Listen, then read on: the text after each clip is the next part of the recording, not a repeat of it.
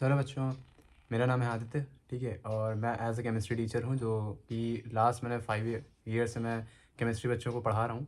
ठीक है, तो ये जो वीडियो है बेसिकली ये क्लास 10th ICSE बोर्ड्स के बच्चों के लिए है, जिनको अभी केमिस्ट्री में बहुत समस्या हो रही है कि कैसे वो केमिस्ट्री का सिलेबस कंप्लीट करें और कैसे वो अपने बोर्ड्स में 90+ अचीव करें। ठीक है, मैंने कई बच्चों को पढ़ाया भी है। ठीक है, और जिन्होंने मेरी स्ट्रैटेजी फॉलो करी है तो उन्होंने नंबर अच्छे स्कोर किए हैं ICSE बोर्ड्स में। मैं खुद वैसे एज अ यूपी बोर्ड से पढ़ा हूँ, बट फिर भी मैं कई सालों से मतलब पढ़ा रहा हूँ, 5 साल से। ठीक है, टीचिंग एक्सपीरियंस है मेरा 5 साल का। क्लास 10th के बच्चों को मैं पढ़ा भी रहा हूँ बहुत सालों से। तो क्या मेन स्ट्रैटेजी होनी चाहिए आपको जिससे कि केमिस्ट्री में आप अच्छे नंबर अचीव कर सको? पहले तो कंप्लीट वीडियो देखिएगा, जिससे आप बहुत चीज़ें आपको को समझ में आएंगी। मैंने बहुत ज़्यादा मतलब एनालाइज़ किया है जो ICSE बोर्ड्स के पेपर आते हैं केमिस्ट्री के या फिज़िक्स के भी मैंने देखे हैं बच्चों को, क्योंकि मैं क्लास 10 में तो फिज़िक्स केमिस्ट्री मैथ्स तीनों पढ़ाता हूँ। बट मेरा जो मेन है, ठीक है, सब्जेक्ट, वो मेरा केमिस्ट्री है, क्योंकि मैं MSc केमिस्ट्री हूँ। ठीक है, मैंने मास्टर अपना केमिस्ट्री में किया है, इसलिए मेरा मेन जो सब्जेक्ट है वो केमिस्ट्री है। बट क्योंकि ओवरऑल मैं ट्यूशन्स देता हूँ, ट्यूशन्स देता हूँ, मैं प्रोवाइड करता हूँ, फिर तीनों सब्जेक्ट पढ़ाता हूँ मैं। तो केमिस्ट्री में आप कैसे अचीव कर सकते हो नंबर? आपको पहली बात तो हार्ड वर्क नहीं करना, मतलब इतना नहीं कि बैठ करके केमिस्ट्री किताब लेकर के पूरा सिलेबस ख़त्म करने बैठे हुए हैं, नहीं। आपको स्मार्ट वर्क करना है पहले, क्योंकि हम लोग के टाइम पे जो सिलेबस होते थे, है ना, उसमें कुछ कुछ चीज़ें अब बहुत सी ICSE ने काट दी हैं, कुछ कुछ चीज़ें नहीं अब आती हैं। तो कैसे आपको कंप्लीट करना है? फ़र्स्ट ऑफ़ ऑल आपको जो भी आपकी सेलेना चलती हो अगर कंसाइज़ में, है ना, या और कोई अगर चलती है, ठीक है, बहुत लोगों के में 9th-10th में आई थिंक दलाल भी चलती है। तो जो भी आपके में चलती है, तो उसका पहले तो ऊपर जो सिलेबस लिखा होता है, सिलेबस को देखिए कि सिलेबस में क्या-क्या चीज़ें हैं, ठीक है? उसके अकॉर्डिंग आपको नंबर अगर अचीव करने हैं, तो मैंने देखा है कि जो बोर्ड का पैटर्न है, ठीक है? मैं जैसा कि चेक करा है मैंने, तो उनका जो बोर्ड का पैटर्न होता है क्लास 10th ICSE का, उसमें क्या होता है, सेक्शन ए आपका क्लास 10th में ऑब्जेक्टिव्स होते हैं, फिल इन द ब्लैंक्स होते हैं, एजर्शंस होते हैं। ये सारी चीज़ें आती हैं, कुछ छोटे-मोटे 2-2 मार्क्स के आई थिंक कुछ रीजन बेस्ड क्वेश्चन भी आ जाते हैं।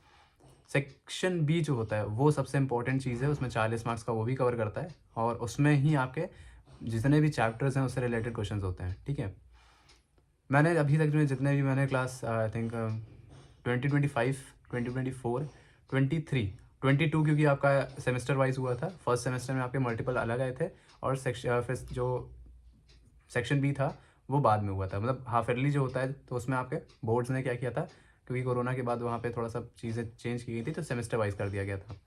फिर उसके पहले आपका 2020, 2019, 2018 मैंने सारे पेपर्स चेक किए, उसमें क्या क्या चीज़ें आपके सेक्शन बी में। पहला जो चीज़ आती है, आपको कुछ ऐसे चैप्टर्स हैं जिनको बहुत अच्छे से कवर करना है, और वो चैप्टर कौन से हैं? Mainly acid, basis and salts. ठीक है, इससे आपके जो क्वेश्चंस बनते हैं मैंने प्रीवियस ईयर में देखे हैं। मैं अभी आपको दिखा भी देता हूँ, कुछ मैंने पेपर्स मैंने आई थिंक किए थे। 1 मिनट रुकिएगा। हाँ, देखिए, आई थिंक ये 1 मिनट, आई थिंक नहीं दिख पा रहा होगा, रुकिएगा। ये पूरा मैंने देखिए बना के रखा हुआ है। ठीक है, हो सकता है मे भी आपको ब्लर आ रहा होगा, है ना, बट मैं ट्राई करता हूँ। इसका आप क्या करिएगा, मैं भी एक टेलीग्राम का बनाऊंगा, ठीक है, आप उस पर ज्वाइन हो जाइए। जितने भी क्लास 10th के बच्चे हैं उनके लिए मैं पूरा जो क्वेश्चन पेपर मैंने बना के रखा है उन 4 चैप्टर से रिलेटेड, ठीक है, वो सब कुछ मैं आपको दिखा दूंगा। ये देखिएगा, सारे क्वेश्चंस हैं, है ना, मैंने पूरा बना के रखा हुआ है। तो इसमें है क्या, ये मैंने 4 चैप्टर के बनाए जो बहुत मैंने देखे हैं। एक आपका है HCl, ठीक है, हाइड्रोक्लोरिक एसिड। दूसरा नाइट्रिक एसिड। तीसरा है आपका अमोनिया, और सल्फ्यूरिक एसिड। ये बहुत चैप्टर्स पूछे गए हैं, इनके जो मेनली क्वेश्चंस आते हैं आपके ICSE में, उसमें कवर ये किया जाता है आपके जितने भी रिएक्शंस आप देखोगे इन चैप्टर में। मतलब पहली बात तो एक प्रॉपर मैं आपको नोट्स प्रोवाइड करूँगा, जिसमें क्या करना है आपको, जो भी इनकी प्रिपरेशंस हैं, क्योंकि देखिए आप जो भी देखेंगे, जो भी 4 चैप्टर मैंने अभी बताए, उन सब की लेबोरेटरी प्रिपरेशन, ठीक है, और अगर इंडस्ट्रियल है कोई, तो जो प्रिपरेशंस हैं उनको एक जगह आप क्या करिए, लिख कर रखिए। लिखने के साथ साथ क्या करिए, उसके नीचे अगर कहीं भी ऐसा लिखा हुआ है कि आपका ये येलोइश ग्रीन होता है, बदल करके ब्लू कलर में आ जाता है, सल्फ्यूरिक में भी अगर आप देखेंगे तो ग्रीनिश से आप मतलब शायद से आपका ऑरेंज से, ठीक है, ग्रीन में जाता है, ऐसी आपकी एक रिएक्शन है। सल्फ्यूरिक के एकदम लास्ट में आप देखेंगे तो वहाँ पे लिखा होता है कि वो ऑरेंज से ग्रीन में बदलता है। तो वहाँ पे ऐसी रिएक्शंस आपको बहुत कवर करनी है। मेनली क्या प्रेसिपिटेट का कलर होता है, ये चीज़ें आपको रिएक्शंस में देखनी है। प्रेसिपिटेट का कलर क्या होता है, प्रेसिपिटेट के कलर के साथ साथ आपको क्या देखना है कि कलर कौन सा चेंज हो रहा है, किस में चेंज हो रहा है, ठीक है। आप अमोनिया की रिएक्शंस देखेंगे, है ना, उसमें आपका क्योंकि बेसिक होने की वजह से, बेसिक नेचर होने की वजह से वो क्या करता है, आपका जो रेड लिटमस होता है उसको ब्लू में कन्वर्ट करता है। तो ये भी क्वेश्चन पूछा जाता है कि रेड लिटमस किस में चेंज होता है, ठीक है, वहाँ पे ऐसे भी पूछता है क्वेश्चन। और जो आपके क्वेश्चन मैंने देखे हैं उसमें ये पूछता है कि अगर आप इसकी रिएक्ट मतलब केमिकल बैलेंस इक्वेशंस भी होती हैं, ठीक है, कि आपको लिख देगा कि S+ अगर मैंने कुछ किया रिएक्शन, ठीक है, ये जो मैंने इसमें सारी रिएक्शंस मैंने लिखी हैं, प्रॉपर्ली मेंशन की हुई है। मैं 2-4 क्वेश्चन आपको बोल के बता देता हूँ।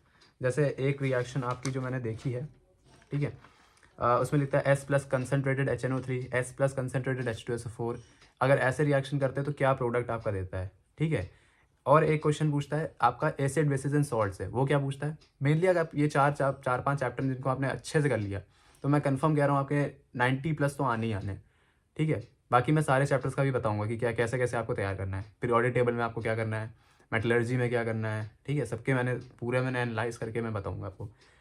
तो जो मैंने देखे, एक क्वेश्चन आता है आपका उससे एसिड बेसिस एंड सॉल्ट से, जो कि कई बार रिपीट हुआ है, जिसमें मैंने देखा है कि वो कहता है कि आप मेथड ऑफ प्रिपरेशन जो है, कुछ गिवन सॉल्ट्स आपको देगा, उनकी मेथड ऑफ प्रिपरेशन बताइए। मान लीजिए अगर मैं कहता हूँ लेड क्लोराइड है, आयरन 2 सल्फेट है, आयरन 3 क्लोराइड है, तो इनके लिए कौन कौन सी है आपको पता है, जैसे सोडियम या NaCl होता है, ठीक है, तो NaCl आपकी किस कैटेगरी में आएगी, किस कैटेगरी की रिएक्शन में आएगी, मतलब वो आपकी न्यूट्रलाइजेशन है, प्रेसिपिटेशन है, डायरेक्ट है, सब्स्टिट्यूशन है, ऐसे वाली। तो ये आपके एसिड बेस एंड सॉल्ट में एक पूरा आपका टेबल बनी हुई है, उसमें आप चेक करेंगे तो वहाँ पे आपको मिल जाएगा, है ना। तो इस तरह से आपको क्या करना है, एसिड बेस एंड सॉल्ट में आपको क्या करना है, कितनी न्यूट्रलाइजेशन, डबल डिकम्पोजिशन या आपकी सब्स्टिट्यूशन में कौन कौन सी आती है रिएक्शन, उनको कवर करना है। ये acid and bases and salt से हो गया, ठीक है। HCl और इनसे जो मैंने बताया, ठीक है, उसमें मैंने ये बताया कि ये 4 चैप्टर्स में आपको जितनी भी रिएक्शंस हैं, रिएक्शंस को देख करके उसके नीचे अगर कोई कलर का चेंज हो रहा है, ठीक है, तो कलर चेंजेस ज़रूर देखना है आपको, कलर चेंजेस। और साथ ही साथ मतलब किसमें कलर चेंज हो रहा है, ये कौन से तरह का प्रेसिपिटेट बन रहा है। हाँ, एक और इम्पॉर्टेंट चीज़, ये 2 पॉइंट्स पता है, तीसरा पॉइंट इन सब चैप्टर्स में आपको देखना है कौन सी गैस इवॉल्व होती है। अगर ये रिएक्शन आपने करी तो यहाँ पे कौन सी गैस इवॉल्व होती है, ठीक है। बस इस तरह के आपने पॉइंट्स कवर कर लिए, है ना, तो आपके 4-5 चैप्टर्स अगर कवर हो गए तो बहुत अच्छे नंबर आपके आ जाएंगे। बाकी अगर मैं आपसे कहूँ कि पीरियोडिक टेबल में कैसे है क्वेश्चंस, पीरियोडिक टेबल से जो क्वेश्चंस आते हैं उसमें आपको एक पूरी टेबल ऐसे बना के दे देते हैं वो लोग। टेबल्स में कुछ कुछ जगह पे एलिमेंट्स को वो क्या करते हैं, ब्लैंक कर देते हैं, कहते हैं यहाँ पे एलिमेंट्स लिखिए, उनकी वैलेंसी लिखिए, ठीक है, और हो सकता है अगर उनकी इलेक्ट्रॉनिक कॉन्फ़िगरेशन हो तो वो लिख के दिखाइए। ऐसा वहाँ पे आपको बना के दिखाते हैं।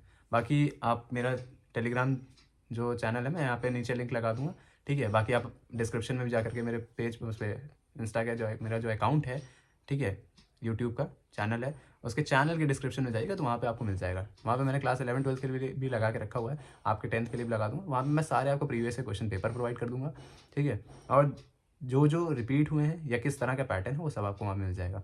तो इस तरह से आपको तैयारी करनी है, ये नहीं कि मैं पूरे चैप्टर को लेकर के बैठा हूँ, नहीं, सिर्फ रिएक्शंस को आपको कवर करना है।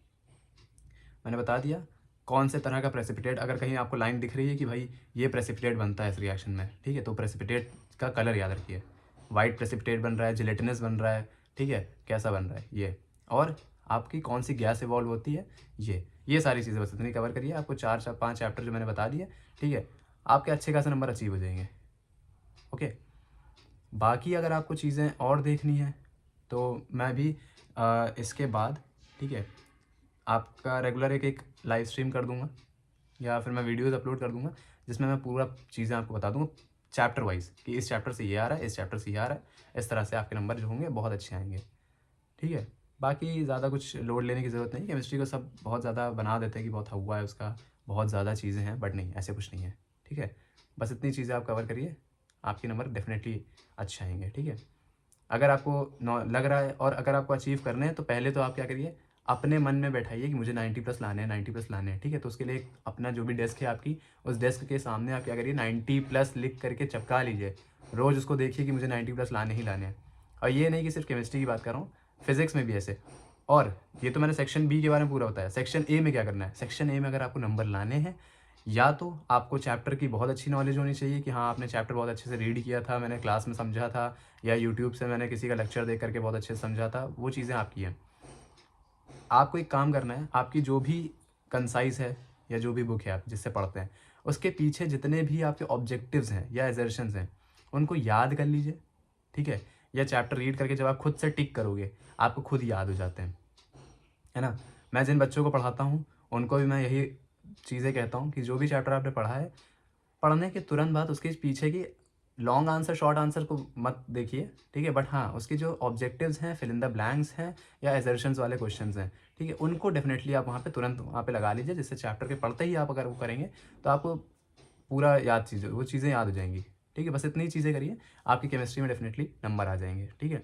और अगर आपको वीडियो हेल्पफुल लग रही हो, तो चैनल को सब्सक्राइब करिए। मैं आपको इसी तरह से मैथ्स और फिज़िक्स के लिए भी जो रोड मैप है वो आपको बता दूंगा, ठीक है? बाकी मिलते हैं नेक्स्ट वीडियो में। Thank you for watching. Okay, और best of luck for your boards exams. Definitely आप लोग अच्छा करेंगे और 90+ अचीव करेंगे, और सबके लिए ये मैं सबको बेस्ट ऑफ लक करता हूँ, ठीक है? मिलते हैं नेक्स्ट वीडियो में।